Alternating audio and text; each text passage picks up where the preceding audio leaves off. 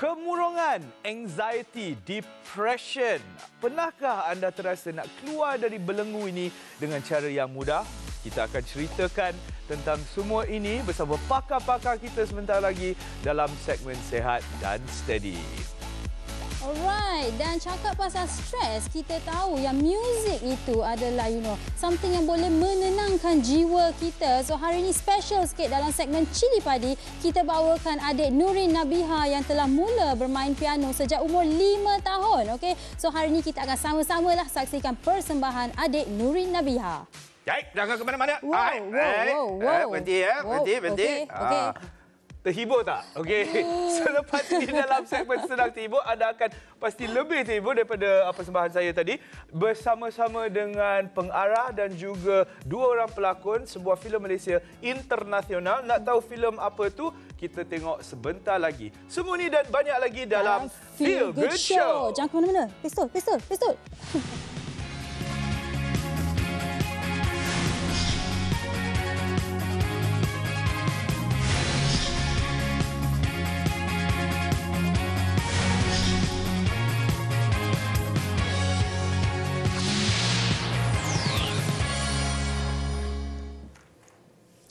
Selamat pagi semua. Good morning Malaysia. Apa khabar anda?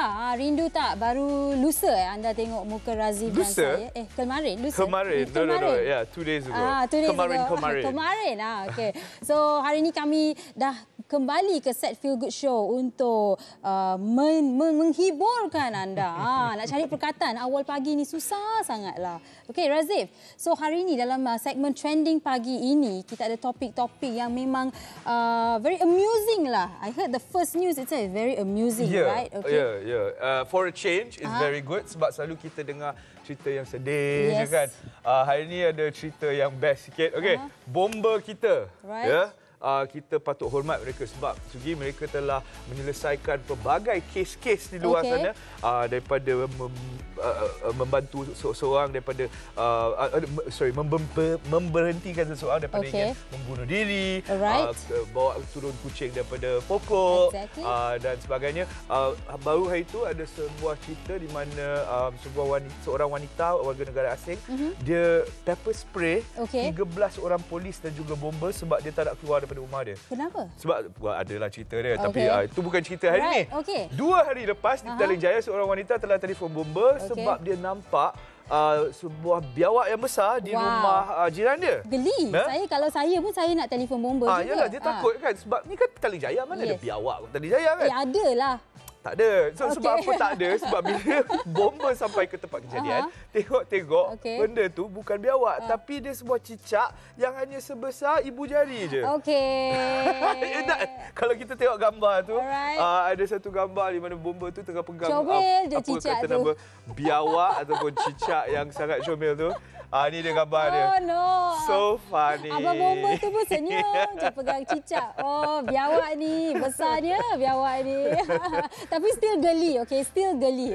Saya pun, kalau saya ada benda tu dekat dalam bilik air, tak nak saya masuk bilik air saya tu. Tapi tak adalah sampai panggil abang bomba. Itulah. You geli tak cicak? I tak geli sangat. Tak geli Kita dah biasa lah. Semua macam kawan lah. Exactly. Cicak man, yes.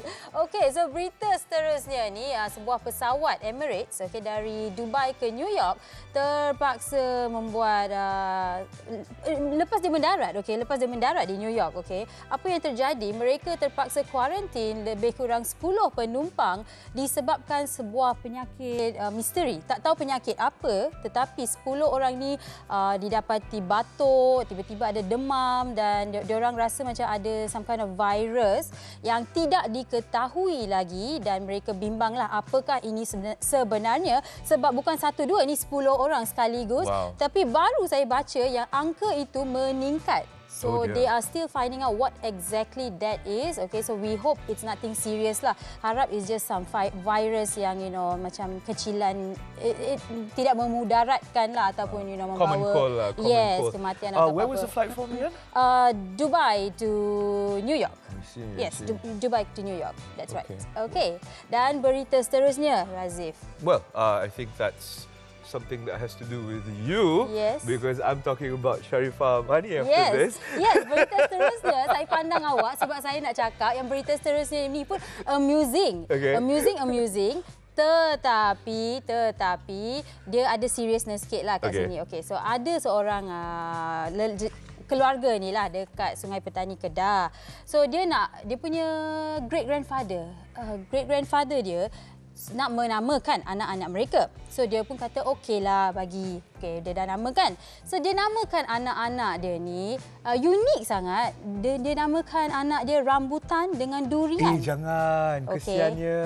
Okay, the thing is inilah yang akan menyebabkan kemurungan dan juga depresi dan juga anxiety. No. The thing is, ya Allah. Okay, sekarang ni nama dia durian and rambutan, tapi spelling dia lain. Spelling dia Muhammad Durian. So like Duri, Y-A-N, Yan, okay? And then nama budak perempuan ni pula Nur Rambutan, okay? Okay, that's fine. I think that's fine. Unique, guys. Juicylicious name. That's fine. Yalah, I tahulah you exotic. You kan orang tropical kan. Tapi tak payahlah nak namakan anak-anak macam tu. Tapi sekarang masalahnya, bapa kepada kedua-dua budak ni berkata yang I tahulah nama anak I ni unik. Tak ada orang ada nama ni.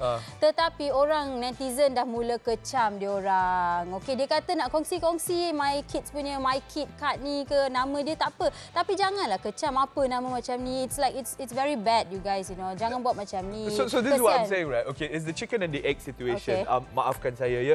Ada setiap hasrat dan juga you have every right to name your child whoever it is that you want to name your child. But think about it. Sekarang netizen dah kecam. Right. And netizen dah kecam. Right. You know, the future of your children, dia pergi sekolah nanti memang akan kena kecam tiap-tiap hari sebab nama dia rambutan dengan durian. Okay, I cakap terus terang kan. Ada satu budak dekat sekolah I dulu, nama dia Rumput. Okay. I tak tipu. gelak. Tapi masa kita kecil, kita orang gelak. Yes. I'm so sorry, Rumput. Bukan I nak gelak, tapi masa tu zaman jahiliah, I tak tahu lagi yang I tak patut gelak kat you, okay? Betul I cakap, okay?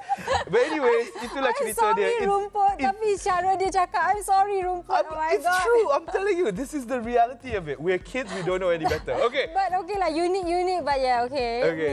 Anyways, let's move on to the next story. Baiklah, cerita seterusnya agak sedih untuk peminat-peminat Nani ataupun Sharifah Mani yang sekarang berada di Jepun. Dia sedang berada di sana. Sebenarnya bestnya you're there for like 3 months, right, to do this like theatre production, international theatre production. Dan bukan dia je ya.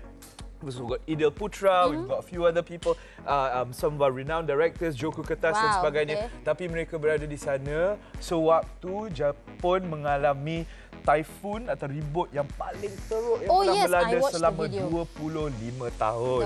So, banyak peminat Nani ataupun Sharifah Mani telah tweet, "Are you okay, Kak?" apa semua. Dia cakap dua je. Dia vertigo. I think that was the word that she used. It was like, saya rasa angin dan saya rasa vertigo. Sebab, yalah, tak pernah mengalami ribut taufan kuat macam tu kan.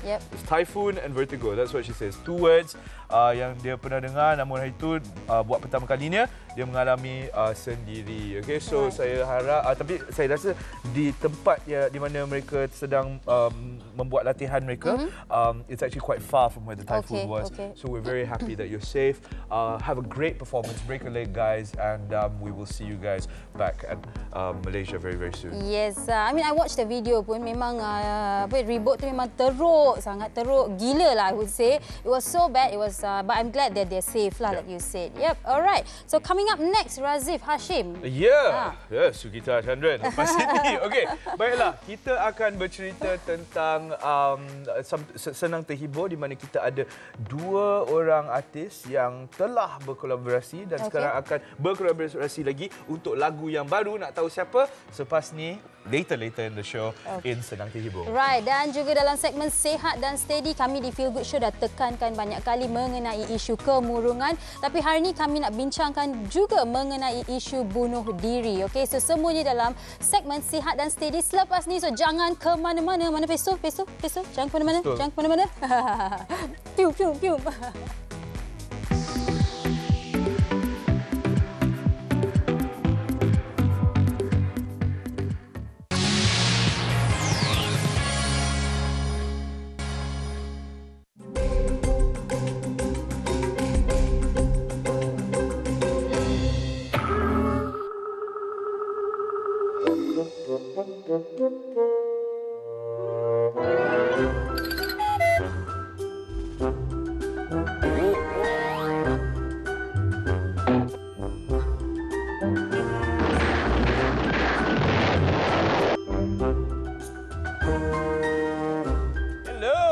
Kembali ke Feel Good Show bersama saya Razif dan juga Sugita.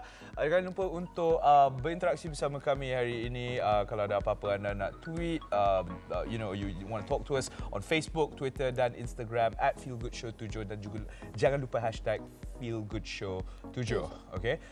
Hari ini kita akan bercerita tentang sebuah topik yang agak serius dan dia sangat serius di mana kita tahu satu daripada 3 orang rakyat Malaysia sekarang mengalami sejenis mental illness ataupun kemurungan. Betul tu Razif, dan mengikut tinjauan kesihatan morbiditi kebangsaan, 29.2% rakyat Malaysia yang berusia 16 tahun dan ke atas mengalami depresi. That's a very large number, I think, you know. It is a large number dan this depression telah meningkatkan kadar pembunuhan diri di mana sekarang dengan pungutan data kita dah tahu yang sebanyak 2 orang rakyat Malaysia membunuh diri setiap hari di negara ini dengan purata 60 orang sebulan. That's not funny, guys. I know it is not. And I also read that dari tahun 1960 hingga sekarang kes bunuh diri ini telah meningkat sebanyak 60%. Okey.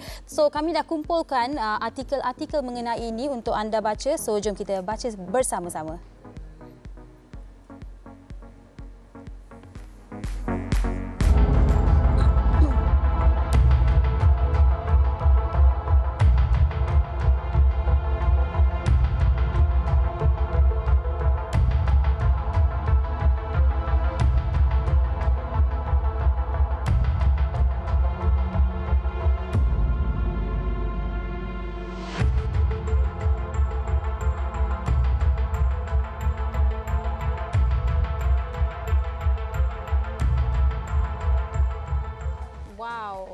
That's a lot of articles, you know, in a short time frame, you know. Kita dapat kumpulkan begitu banyak artikel. So kalau kita korek lagi, memang ada banyak lagi, okey. So untuk membincangkan lebih lanjut mengenai isu ini, kami ingin menjemput seorang pakar psikologi iaitu Evelyn Song dan juga pengarah eksekutif The Befrienders KL Kenny Lim ke set Feel the Show. Dipersilakan. Welcome, guys. Good morning. Hi, welcome to Feel Good Show. Welcome. Good morning, Evelyn. Nice to meet you. Kenny. Good morning, Kenny. Have a seat. Thank you. Alright, guys. Okay, so Evelyn, tadi baru kita tengok ada banyak artikel mengenai kes bunuh diri, kes depression and all this. Dan kami di Feel Good Show pernah membincangkan isu ini dan kami ingin tekankan sekali lagi. So mungkin Evelyn boleh mula dengan berkongsi apakah simptom-simptom seseorang yang mengalami kemurungan? Okay. So actually terdapat banyak simptom-simptom untuk kemurungan. Okay. So mainly actually it will affect a person from the head and to the rest of the body. Okay. So apakah simptom ini tersebut? So basically let's start from the head. Someone who is depressed, kemurungan, mereka banyak pemikiran yang negatif. Okay. And then they will tend to have a lot of all these negative thoughts that would lead to suicidal ideation. Right. Okay, ideasi membunuh diri. Lepas tu mereka juga akan mempunyai, for example, problems with concentration, pemikiran they cannot focus in their studies, in their work. After that, mereka juga akan mempunyai masalah tidur. Either they sleep a lot or they sleep lesser. They have appetite problem, selera makan juga akan affected. Either they eat more or they eat less. Okay. Mereka sentiasa berasa sedih berpanjangan. So they feel very low, very sad all the time. Macam tidak ada makna lah berhidup lagi. Okay. So all these symptoms combination, if the symptoms last at least 2 weeks, then that person may be diagnosed with depression. But of course, all these symptoms, you have to consult like someone professional to get diagnosis. Alright. Okay, Kenny, saya nak tanya sikit. Befrienders KL, apakah fungsi yang dilakukan di dalam organisasi ini? Okay, sebenarnya Befrienders KL ni ialah sebuah pertubuhan bukan kerajaan bukan berdasarkan keuntungan. Jadi servis yang kami berikan kepada orang awam ialah sokongan emosi kepada mereka yang ada masalah kemurungan, ada keinginan nak bunuh diri, ataupun untuk sesiapa sahaja yang ada sedang melalui masalah atau krisis dalam hidup dia, kan, boleh menghubungi kami dan mendapatkan sokongan emosi. Ada 3 cara di mana mereka boleh berhubung dengan befrienders. Yang pertamanya ialah dengan menghubungi talian kami 24 jam. Kalau mereka yang tak selesa nak bercakap melalui phone, kan, boleh menghantar email kepada kami. Dan yang ketiganya ialah datang berjumpa dengan kami bersemuka. Okey, good.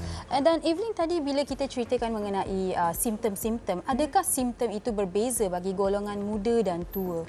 Okay, so basically untuk orang muda, kan, golongan muda, remaja ke children, most of the time mereka lebih panas baran, so easily irritated. Right. Okay, but on top of that, all the symptoms are the same. Okay. But how do we draw line? Macam mana kita bezakan kalau kadang-kadang tu kita stres saja, tapi sebab kita rasa macam banyak sangat kita rasa kita depressed. So macam mana nak bezakan it's just stress and it is depression, you know? Right. Yeah. So like what I mentioned earlier, so depression, it comes with a lot of other symptoms, and most importantly, you know, some people will feel that they don't have interest, or they don't feel like doing activities that they used to enjoy doing anymore.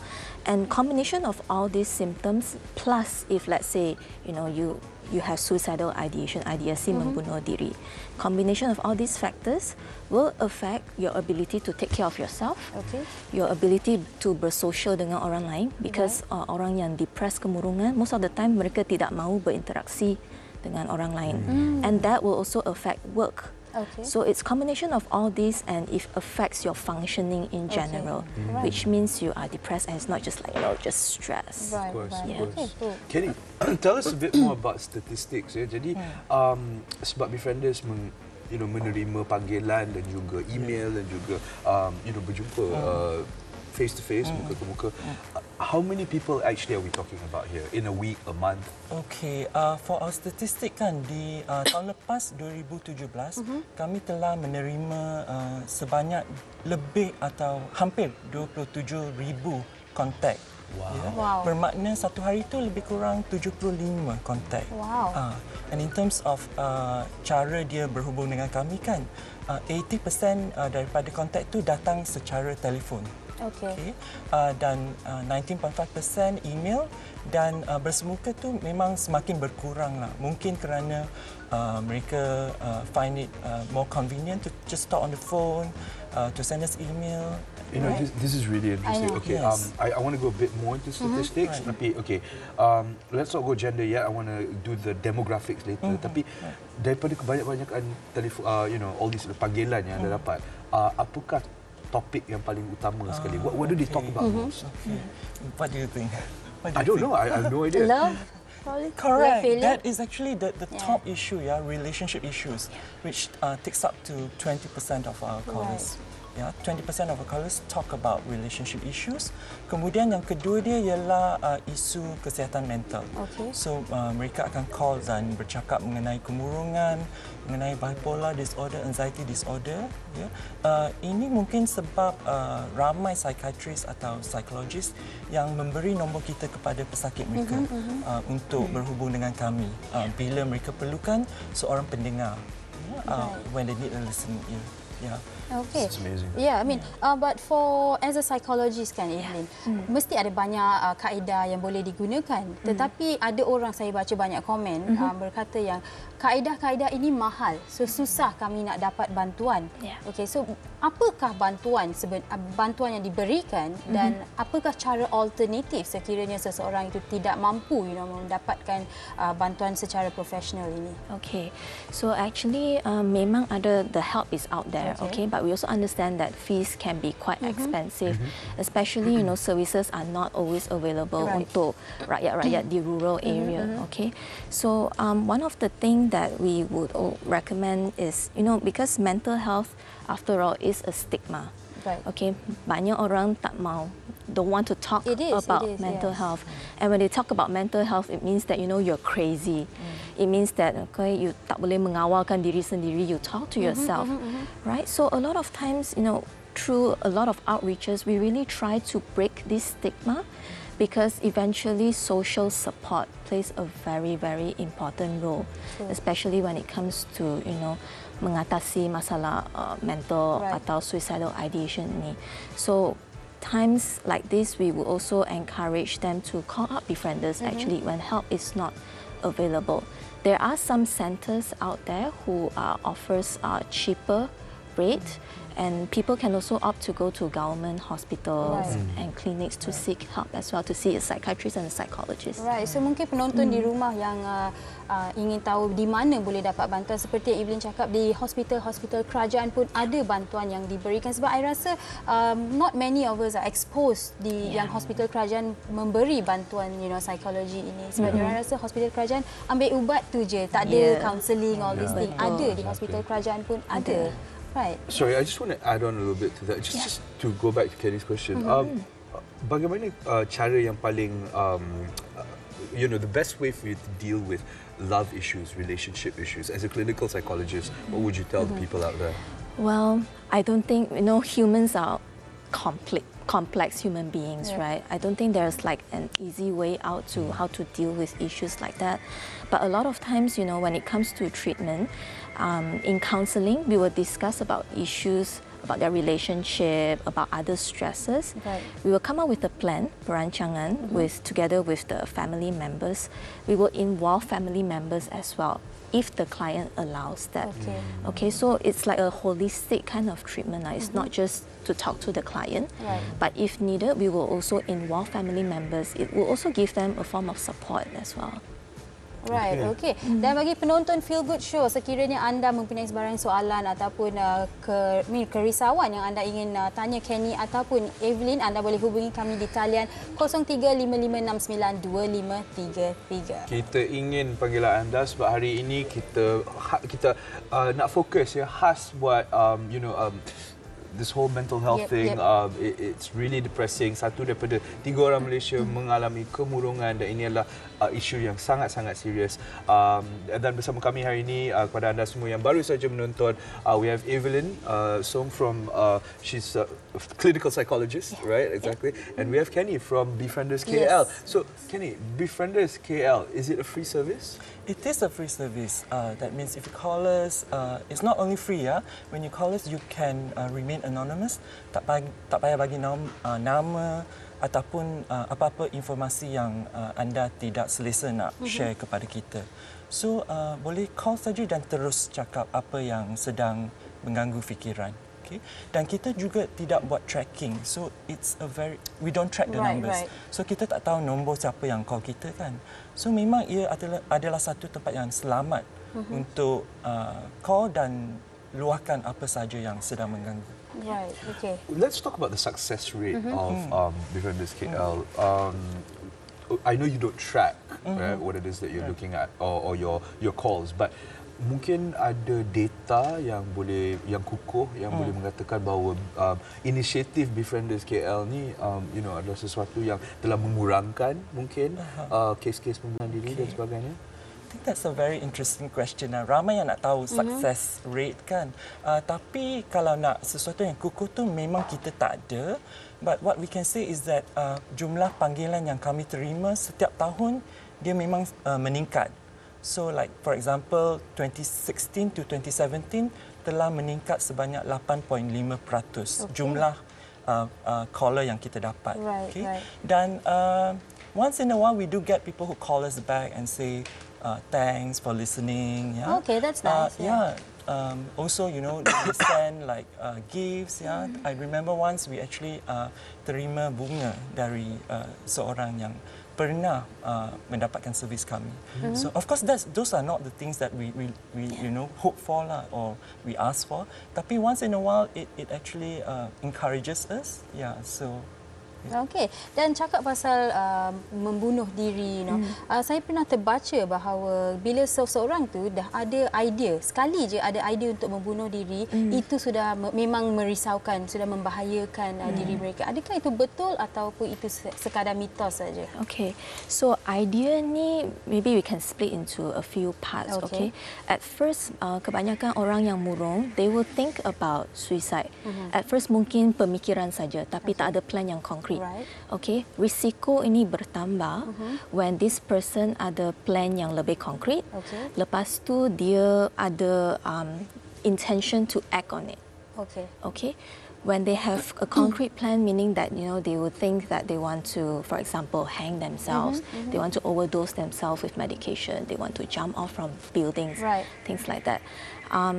Some of the indication you can also take notice apart from all this risk is that they will really start withdrawing themselves, don't want to talk to other people. Okay. They become very quiet. You can see that their mood is very low most of the time. Right. So these are additional indicators that you can watch out for yourself or the people around you. Right. So but the beginning of having the idea itself is causing danger. Yeah. And that itself leads to one to another. Yeah. But adakah bunuh diri itu boleh berjangkit? Let's say saya dah ada idea tu and then saya menjadi mangsa, orang lain yang melihat saya sedih sebab saya bunuh diri, dia pula cuba membuat something sebab dia rasa sedih sangat, tak tahu nak buat apa-apa. Does it go from one person to another? It is possible. Okay. Okay. As you know, sometimes in social media when people post about suicide, someone jumping off from the building, then after a few days, then another case lagi, another case lagi. Okay. It means it goes to show that it's possible that banyak orang memang rasa kemurungan, they feel depressed already, and seeing other people doing it, it makes them, I will also do and act upon it as well. Right. Okay, cool. Okay, yeah. So there we go. I mean, it's not just dia bukan saja berjangkit daripada satu orang ke satu orang, walaupun kita kenal sama sendiri, tapi ada baru-baru ni seorang artis Korea yang telah membunuh diri dan dia telah it's affected all his fans, right? All the fans. And okay, so jadi in a mass spread like this, and this goes out to both of you, right? Sebelum kita ke commercial break. What are your thoughts on something like this? When a public figure, like for us recently, Anthony Bourdain, committed suicide as well. What are your thoughts on this? You want to go first? Okay, so honestly, when it comes to mental health, it is not something like physical health, where you can see from injuries, where you can do scans and to find out. A lot of times it is experienced by that person themselves. People around can't see it, and a lot of people think that, you think too much. Exactly. Right? So mental health issues about depression, kemurungan, niat membunuh diri, it is real. Okay? And the first step that we have to do as a public, as family members, as friends, is really to support this group of people who are trying to seek help, but they don't know how. So breaking stigma would be the very first step, and support. Okay. Right. And I think the press plays a very important role in this, how they report the case. Yeah. True. So, if you report it responsibly and the correct way, then you are able to create awareness. You are able to tell people that, hey, mental health, mental illness can happen to any one of us. Yeah. And it's important to basically reach out and seek help.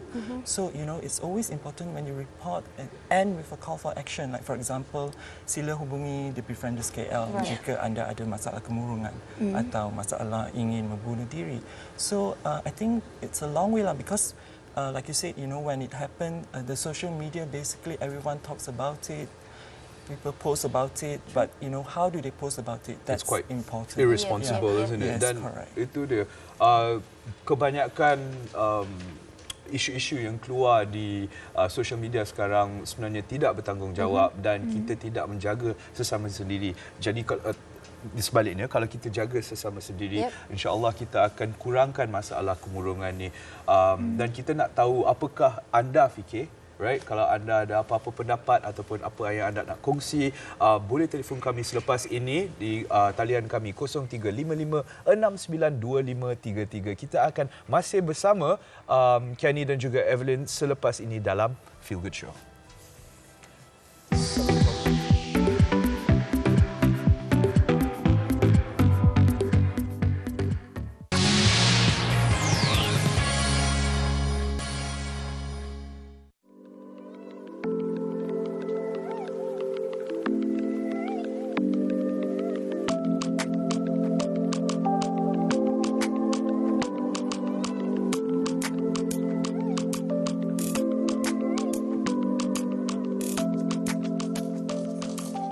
Oh my goodness.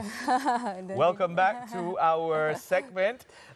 Today, welcome back to Feel Good Show. Bersama saya Razif dan juga Sugita. Hari ini kita sedang bercerita tentang kemurungan dan condition of being suicidal as a result of that. Okay? Jangan lupa untuk berinteraksi bersama kami at Feel Good Show 7 on Facebook, Instagram dan Twitter, dan jangan lupa hashtag Feel Good Show 7, dan jangan lupa untuk telefon kami sebab sekarang adalah masanya. Jikalau anda di rumah ada masalah kemurungan ataupun anda ingin berkongsi pengalaman anda ataupun bercerita tentang apa-apa saja mengenai topik ni, jangan lupa telefon kami 0355692533. Right. So Evelyn, I just want to ask about students, okay? Sebab statistik daripada World Health Organization berkata bahawa 16 tahun, kanak-kanak 16 tahun, remaja 16 tahun ke atas menghadapi depresi. Adakah bebanan daripada sekolah, pelajaran menjadi satu salah satu sebabnya? Sebab di India itself, in India, ramai pelajar medical, okay, bunuh diri disebabkan stres pelajaran. So di Malaysia bagaimana pula? Possible, right? Education, school stress is one of the factors that leads to depression and suicidal ideation, especially when they are so stressed out and they don't know how to manage schoolwork anymore. Remember the signs and symptoms that we spoke about earlier? They can't focus. When they can't focus, they can't do well in school, right? But that is perhaps only one of the reasons, one of the factors. There can be many other factors. For example, friends, peers.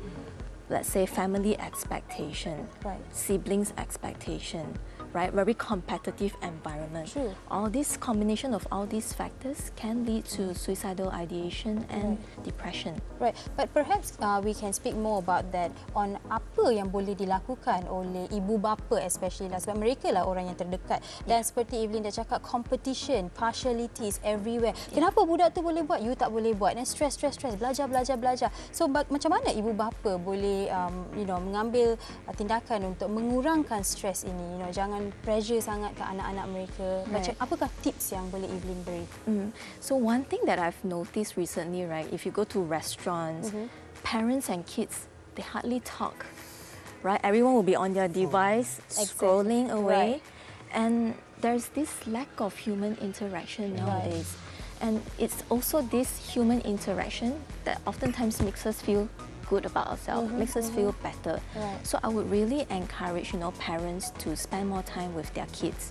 If they notice that, their children macam kurang selera or macam down sangat all the time, start to have difficulty sleeping, do talk to them about it and don't just push that aside. I think that's an excellent piece of advice because it's a social problem right now. Dah lah dulu pun kita duduk di meja makan dan tidak bercakap. Sekarang lagilah dengan telefon kita, lagilah dalam dunia kita sendiri. Baiklah, bercerita tentang telefon, kita ada pemanggil sekarang ni. Jom kita ambil dia. Hello. Hello. Hi. Hello, siapa di sana? Saya Lia. Okey, Lia. Okey, saya nak tanya pasal depression ni. Actually dari segi saya as a Malay lah, kita as a Malay, and then kalau you ada depression, when you try to talk with your friend or your family, diorang akan anggap you macam tak kuat iman tau. Right. So macam mana kita nak handle, because cara diorang bagi solution kat kita adalah dengan you kena take it you tak boleh nak ceritakan benda tu. Bila you cerita, you macam nampak, oh, ni tak kuat iman, ni tak semayang. Macam tu tau. Sebab benda ni, since I kecil tau. Then now I dah kahwin and dah ada anak, benda, I still tak boleh let go I punya masalah. Faham.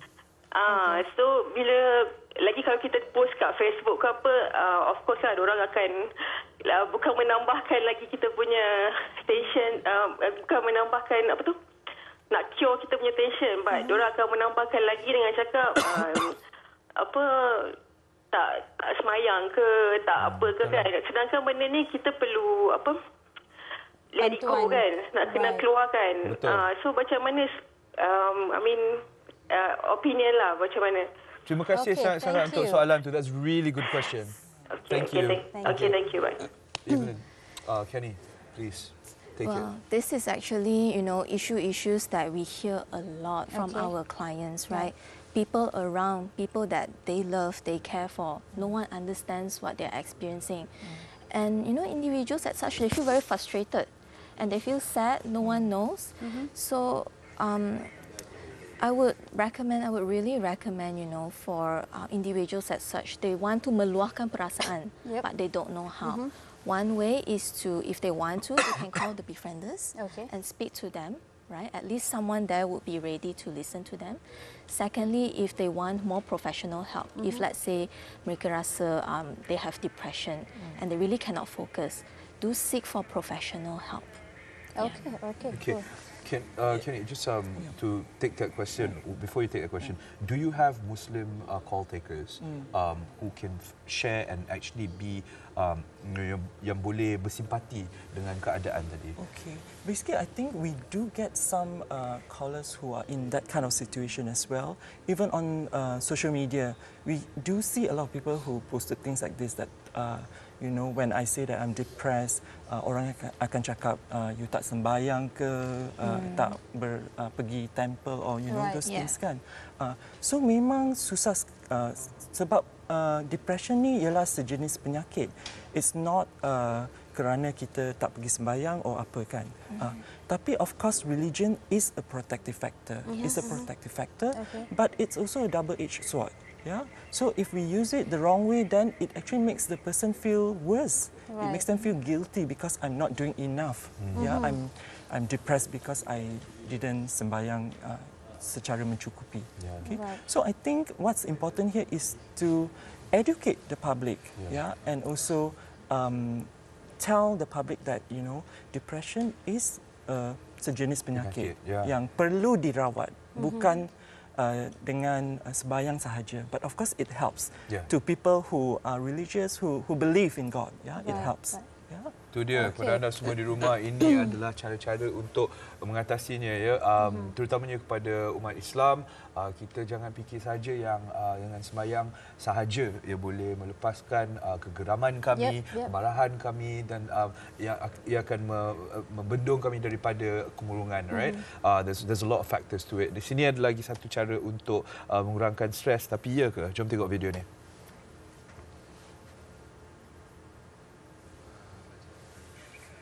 Okay, here's an article actually.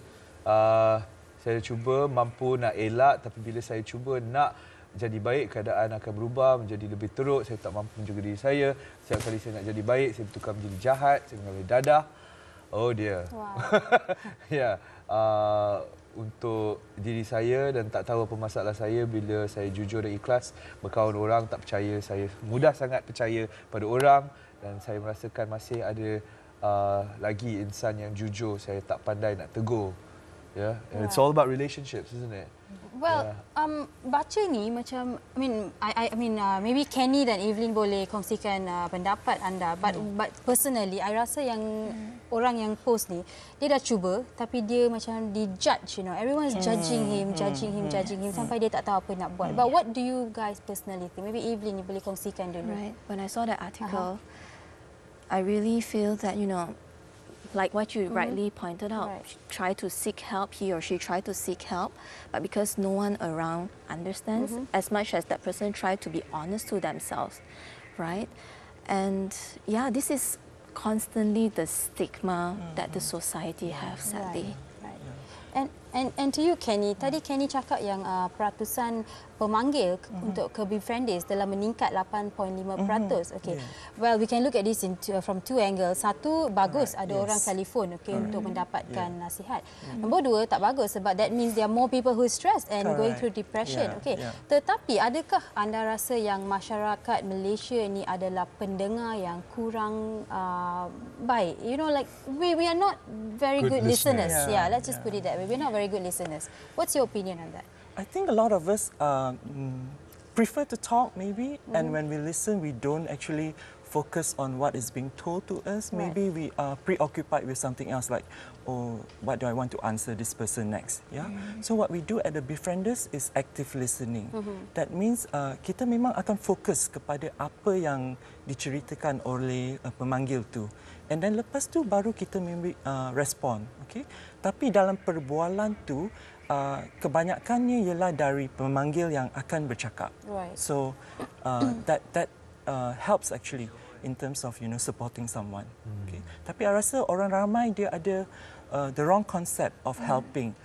Bila orang datang pada saya minta bantuan kan, so what we normally do is we give advice. We tell them what to do. Okay, which is wrong.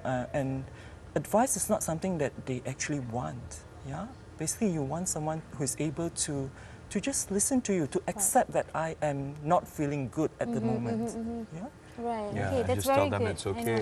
I mean, selalunya kita tanya orang how are you, tapi kita dah terlalu dalam macam sistem. How are you? I'm fine, thank you. I'm good. Tetapi actually kat dalam ni I'm not good.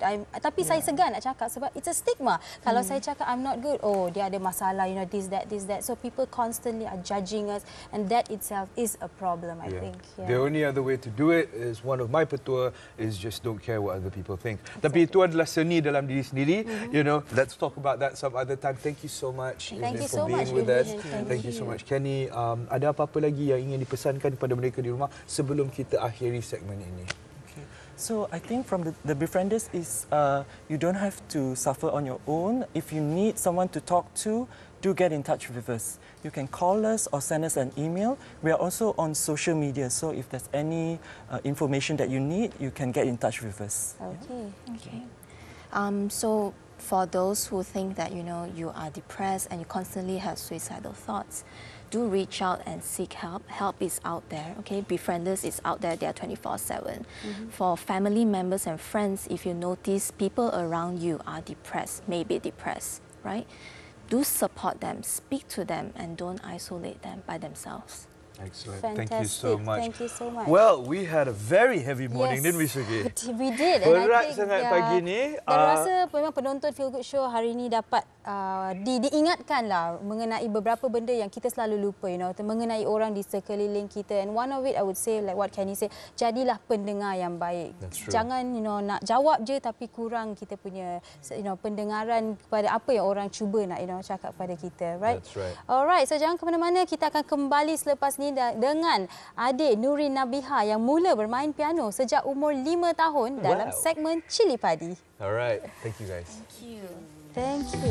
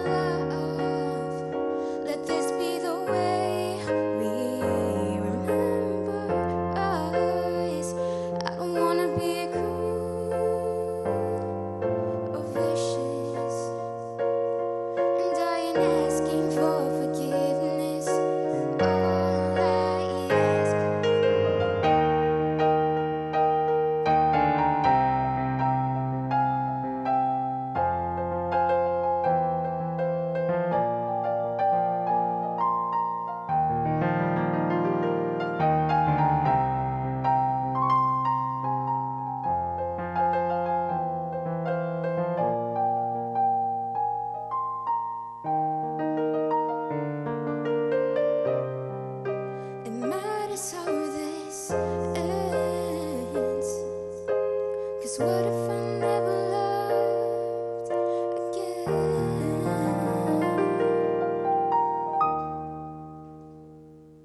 Itu dia adik Nurin Nabiha. Jemput ke sini, jemput duduk. Hello.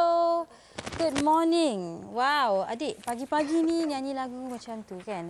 Saya rasa macam nak dengar lagi lah. Alright, anyway Nurin, where you coming from? Like sekolah kat mana? Oh, okay, actually homeschooled. Oh, homeschool. Okay, cool. And that song tadi, you tulis sendiri, you gubah sendiri? Yeah, I arranged it myself. Okay. I listened to the song. Lepas tu, I just arrange whichever parts that I like, make it fit. Cool. Is that one of the songs ke ada banyak lagi yang you arrange? I've arranged many before already. Okay, cool. Sebab my music academy, Yamaha Great Sound Music, they regularly have mini concerts. Okay. So memang I regularly perform my own arrangements of songs. Right. And pernah mula bermain piano sejak umur 5 tahun. Macam mana mulanya? Sebab mak dengan ayah suruh pergi ke you sendiri? You had the interest nak main piano.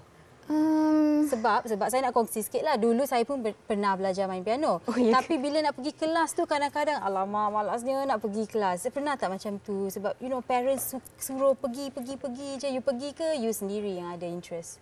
I think my parents put me in. Lepas tu I sendiri ada interest in music. Because memang dari kecil pun before my parents put me in, memang that general interest in music tu memang ada. Oh, okay, cool. So when they put me in, it's never actually like a torture to go to class. It's actually, I'm looking forward to it lah. Right, cool. And you also play the guitar. That's right. Okay, how did that happen? Like piano and then guitar? Okay, guitar I started playing when I was 9. Yang tu I actually asked my parents to put me into guitar. Right, okay. Because like ada ke sesiapa gitaris yang you suka? Sampai you nak juga main gitar ke? Lagu yang you suka, nak belajar lagu tu je?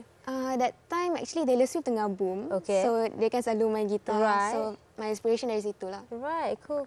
And any of your adik-beradik berapa orang? I'm the only child. Only child, okay. So anything that you ask lah, ibu bapa selalu bagi. Nak main drums pun boleh, nak main apa-apa, nak main semua boleh lah. You belajar. So your parents have been very supportive. Very supportive. So kira bila nak tanya, kalau saya tanya siapakah yang memberi dorongan paling banyak, you would say your my parents, definitely. Right. Sebab all my auditions, exams, performances, diorang memang tak pernah miss. Right. They're always there for me. Okay, cool. And pernah mengambil bahagian dalam Kingsbury International Piano Competition, is that right? Kingsburg International. Kingsburg International Competition. And you won. Menang The Bronze Award. Bronze, okay. How was that experience? Ceritakan dengan, how old were you? How was it with other, competitors? Okay, that actually happened 2 years ago, I think. Okay. So, I remember the week leading up to the competition was just intense practice. Okay. So, every day it's practice. Right. I remember that piece was a Chopin waltz in B minor. So, sampai situ, it's nice to meet other people yang memang minat piano and memang they just love playing piano. So, then competition tu... Where was that, by the way, that competition? That competition was in Gardens, Mid Valley. Oh, okay, in Malaysia itself lah. Okay, it's in cool. Malaysia. Right. Okay. So, bila pergi sana, dudap.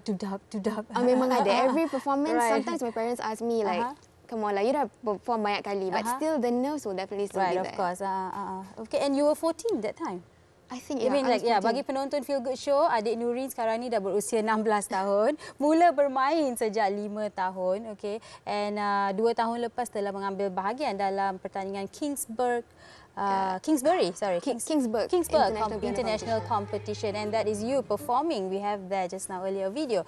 Okay, so now that you're in the industry, music, do you plan to be a singer, or a songwriter, compose your own music? Composing is definitely what I'm interested in because I like music production. Okay. Like in the studio, actually producing music of my own. So that's nice. interesting for me. Okay. But sekarang ni pernah tak macam masuk studio and then pernah dapat feel sikit ke? Memang tak pernah. Tak pernah. Your favourite pianist, come on, share with us. My favourite pianist. Pianis kegemaran ada ke? Ke ramai sangat? Ramai sangat. As in Malaysian singer? Okay, let's say your favourite Malaysian singer. Tadi you main piano, you nyanyi macam ada macam nampak macam Yuna sikit lah. Actually, my idol lah is Charlie Puth. Oh, Charlie Puth, okay. Sebab we both actually have like the same background. He is actually a classically trained pianist, and then he went into pop music. Right, okay. So I aspire to do the same thing. Aspire to do the same thing. Okay, but you dan habis sekolah dah lah. This year or next year? Or are you done? This year, I'm taking my IGCSEs. Okay. This year, so I'm finishing this year, and then next year possibly A levels. Right. So you plan to do? You want to pursue your studies in music as well? Actually, I plan to do music like as a side thing because I actually want to pursue finance instead. Okay, finance. All the best. Actually, because I like maths. Right, cool. Okay, so kalau penonton Feel Good Show nak tengok clips of you playing piano, menyanyi, di mana mereka boleh lihat? They can find it on my Instagram. Okay, which is? Nurin Nabiha. Do you want to spell it for them? Nurin. Okay. Nabihah. Okay. Ada apa-apa message tak kepada aunty-aunty ke adik-adik yang sedang tengok ni, nak suruh diorang main piano juga, nak galakkan diorang? Okay. Actually, I would like to take this opportunity to thank my teachers. Okay. My ex-teachers and my current teachers. Okay. Teacher Alan, Cikgu Hafizi, if you're watching this, thank you so much for teaching me for all these years. And yeah, without you, I won't be here. I won't be where I am now. That's very sweet and nice of you. Thank you so much for coming on Feel Good Show, and all the best with your music industry and of course your studies as well. Okay, keep that drive going. Alright, okay, so jangan ke mana-mana, kita akan kembali selepas ni dalam segmen Senang Terhibur.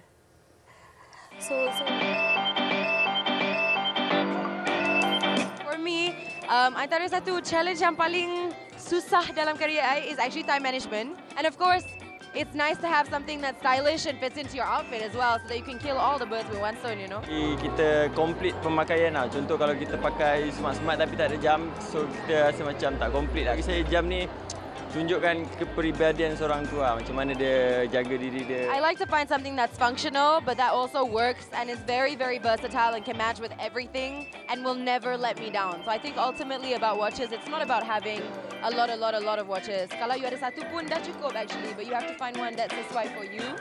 And so that can take some time, but when you find it, it's like your perfect match.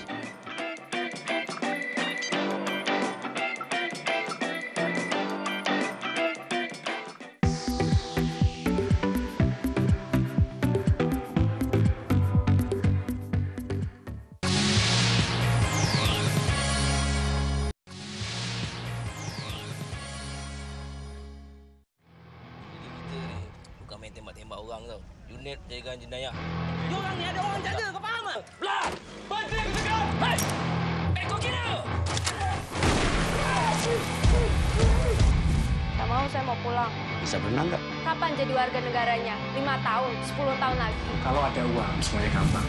Masuk sini tak ada rekod, buat sesuka hati diorang. Apa diorang ingat negara ni bapak diorang punya ke? Ini Malaysia lah. Hidup kita ni macam pokok. Kalau akar dia kuat, buah lebat. Aku nak jadikan anak aku ni macam satu pokok yang rendang, kau tahu tak? Redui saya.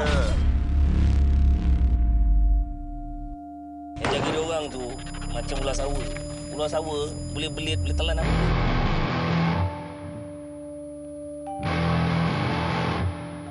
Polis sentri, wanto jaga polis mati pencuri. I love it. Ia mengingatkan saya tentang zaman-zaman kecil saya bila saya di sekolah dan main polis sentri, wantu jaga, polis mati, pencuri jaga. Hari ini bersama kami adalah pengarah dan juga pelakon-pelakon daripada filem terbaru pengarah Namron, iaitu Wantu Jaga. Kita ada Namron. Ya, kita juga ada Dr. Rosdi Subo dan juga Timothy Costello from the Philippines. Okay, this is an international collaboration, so it's going to be a fun morning talking about this wonderful film. Okay, kita mula dengan Namron. Let's talk about the film altogether. What is about in a nutshell? Ceritakan kepada mereka di rumah tanpa mereka rasa mereka dah bayar untuk tiket tu. Okay, first kali yang ini bukan saya cakap lah, feedback yang kita dapat after premiere hari tu, you know, and then ada screening beberapa tayangan awal. So dia cakap performance very good, you know, the performance, the script, you know, the visual, I think berbaloi lah dengan duit tiket yang diorang bayar untuk menonton filem ni dan untuk diorang terhibur lah. Senang terhibur lah.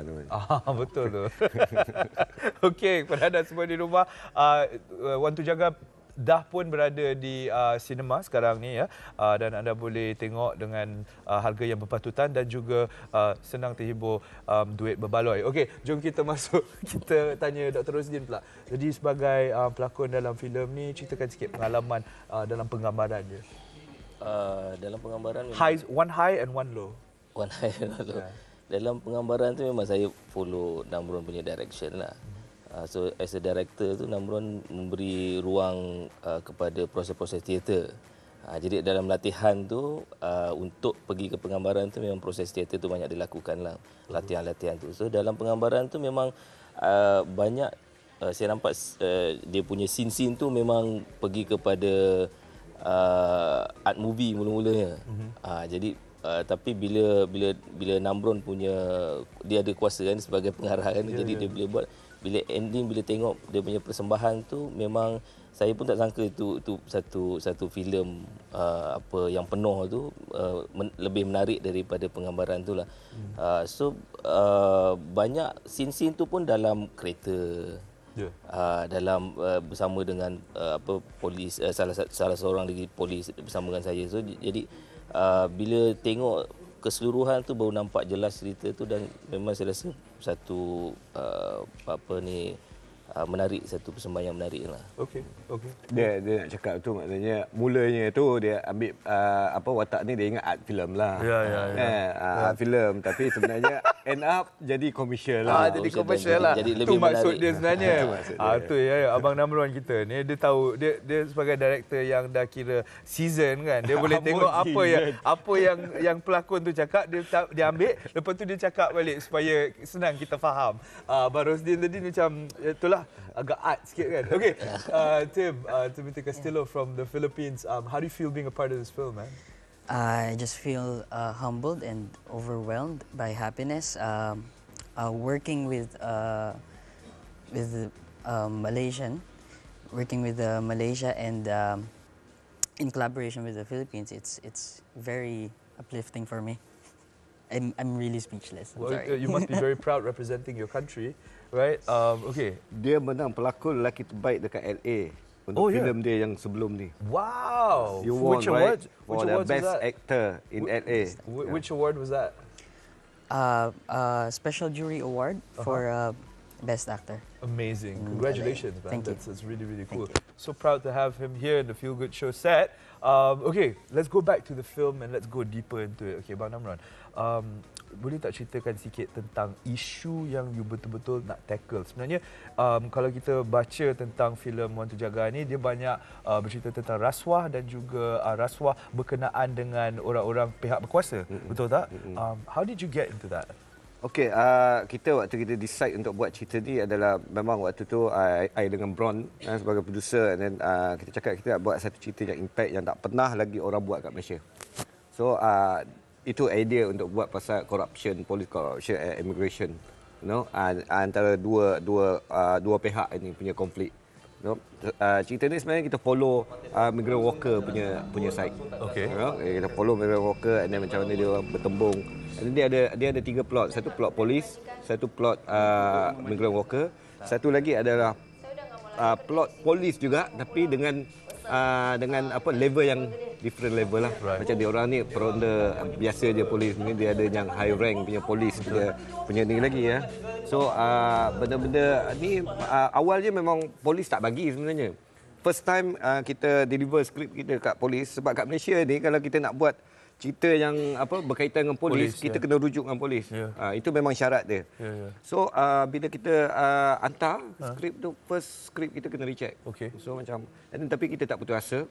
Kita cuba lagi, kita pergi lagi, kita bawa lagi draft yang different punya draft, hantar lagi pada dia. And then dia masih lagi tak terima. So kita duduk lagi dengan dia untuk ni. Ini Bron lah yang banyak buat urusan ni apa semua. Naik turun Bukit Aman untuk sampai akhirnya dia orang bagi kita buat juga. Sebab kita filem ni, sebab kita bukan nak menunjukkan sekadar nak tunjukkan keburukan polis ataupun kita nak point kat polis tu nak tunjuk jari kat dia yang katakan institusi polis kita korup. No.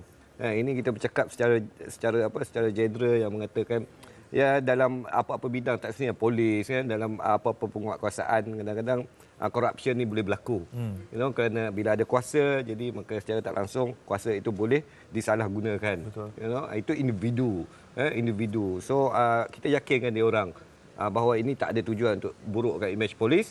So dia orang okey. So dia orang bagi kebenaran untuk kita buat cerita ni. And I can't wait to see the execution of that because dalam satu tangan memang susah untuk kita fokus pada keburukan sesuatu, tapi bagaimana kita menunjukkan bahawa itu sebenarnya adalah kondisi manusia semata-mata. You know what I mean? Jadi bagi Dr. Roslin, macam mana how did you execute your tips on executing your character when you were working on it?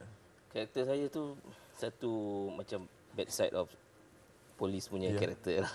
Okey, tapi bagi saya macam tengok pada karakter dia, walaupun ada scene dia rasuah, dia ambil rasuah, dia masuk dalam kancah rasuah tu lah. Tapi semua perkara bagi saya ada reason. So saya fikirkan reason tu. Setiap karakter tu saya terima tu sebab dia ada reason. Sebab karakter tu buat sesuatu tu ada reason. So dia tak portray jahat saja. So setiap benda yang dibuat tu ada reason. So dia melakukan rasuah tu ada sebab di sebaliknya dan dia tak boleh lari di sebab tu. Kena tengoklah. Apa sebabnya. Jangan ceritakan semua. Beli tiket tu dulu.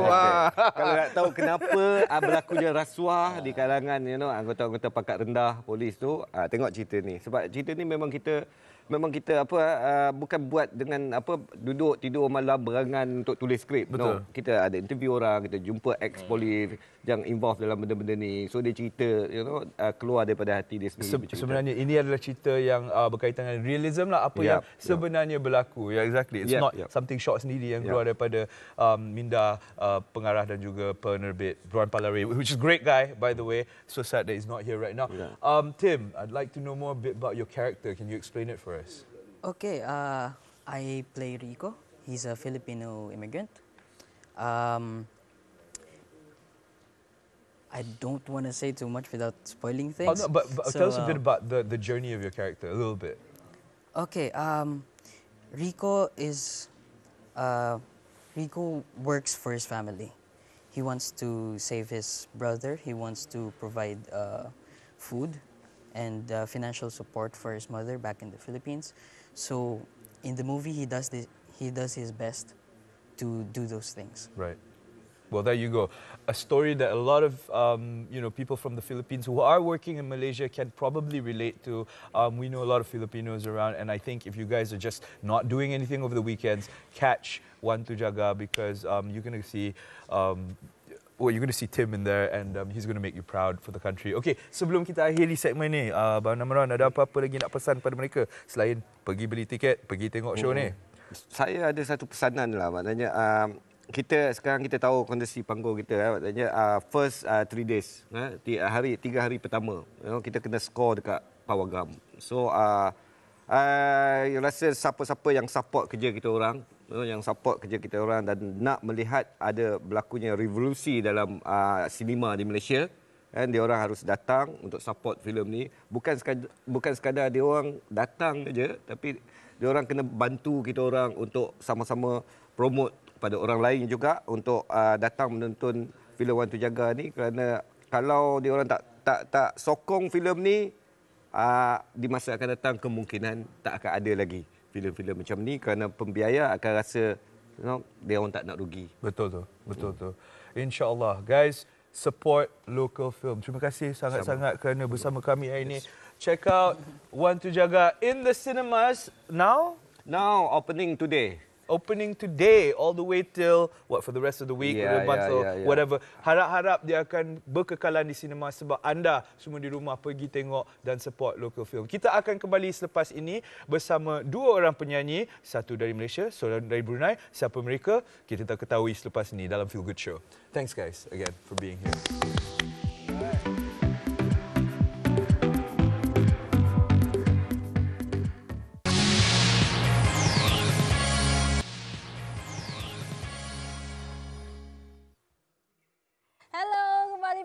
kami di Feel Good Show dan sekarang dah sampai ke segmen terakhir iaitu segmen Senang Terhibur 2.0 lah. Razif tak suka tahu 2.0 ni, tapi nak juga saya sebut. Yalah, terpaksa kan? Yes, terpaksa. Okey. So dengan kita hari ini adalah Elina Haris dan Faizal. Okey, welcome to Feel Good Show. Elina dah pernah ke Feel Good Show. Faizal first time. Oh, second time juga. Yeah, exactly. Oh, together. Together. Okay. The last time was lagu Korea kan? Jejaka Korea. Jejaka Korea. Right. Orang Brunei dengan Malaysia. Ya, sekarang ada lagu baru pula. I'm in love. I'm in love. With whom? Ni nak tahu ni. You all ada apa-apa ke ni? Kita orang ni nak jawab apa? Jawab. Jawab. Nak jawab lagi kat sini pun boleh. Jauh di mata tapi dekat di hati. Okay, guys, tell us about the song I'm in Love. Okay, so I'm in Love is about a love story, but it's like the early stage of the fasa percintaan tu lah. Oh, yang kira macam segan-segan. Ngorak-ngorak lah. Right. Ni I'm in Love cinta-cinta kucing Ni fasa dia jual mahal tau. Nak tak nak tak. Dia macam ngorak tu lah. So I would like express my feeling and then he would express his feeling. So basically macam Faizal kira macam my part I reply lah apa yang Elina cakap lah. So macam tapi basically macam kalau Faizal macam direct kira macam straightforward lah macam kalau you nak tu macam jangan nak just straightforward dah. Jangan jual mahal. Jangan jual mahal kalau suka. Bukan jual mahal sebenarnya. Straightforward maksudnya. Perempuan ni kaum wanita ada kadang-kadang bila dia cakap sesuatu maksud dia benda lain kan. Lelaki kita frust cakap macam tu kan. Tak apalah, kita orang tak dengar. Elina dengan saya tak dengar apa yang Razif cakap. Alright, but how was it like working in I'm in Love together again? It's actually nak say easier macam tak because Jejaka Korea pun was easy. So since Jejaka Korea we felt comfortable already working together. It's easy working with him even though dia jauh daripada Brunei. Tapi dekat di hati lah.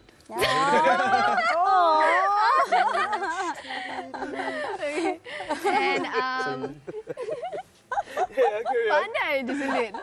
And then we also shoot our music video dekat Fraser Hill.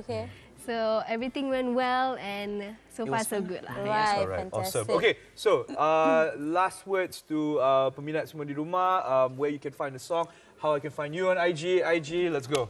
Okay, so siapa yang belum tengok music video, I'm in Love boleh tengok dekat YouTube. And then naikkan views banyak-banyak, request dekat radio and also kalau we have a challenge. Yes, we have a challenge which is I'm in Love challenge.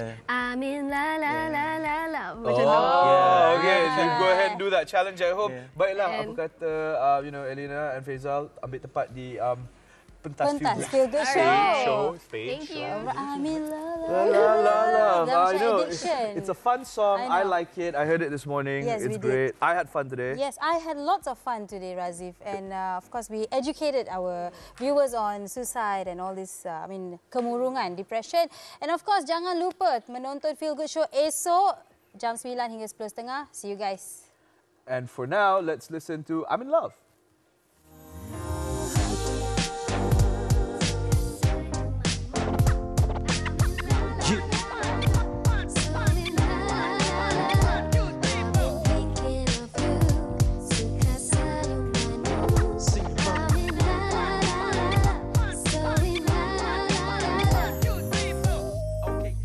Baru sekali jumpa dia 5 bintang tuju kita jumpa malam Sabtu kita gerak laju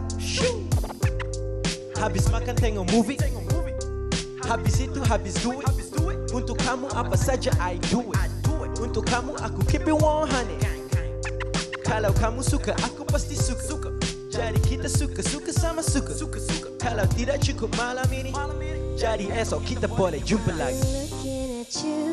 Suka senyumanmu, I'm in la la la la la.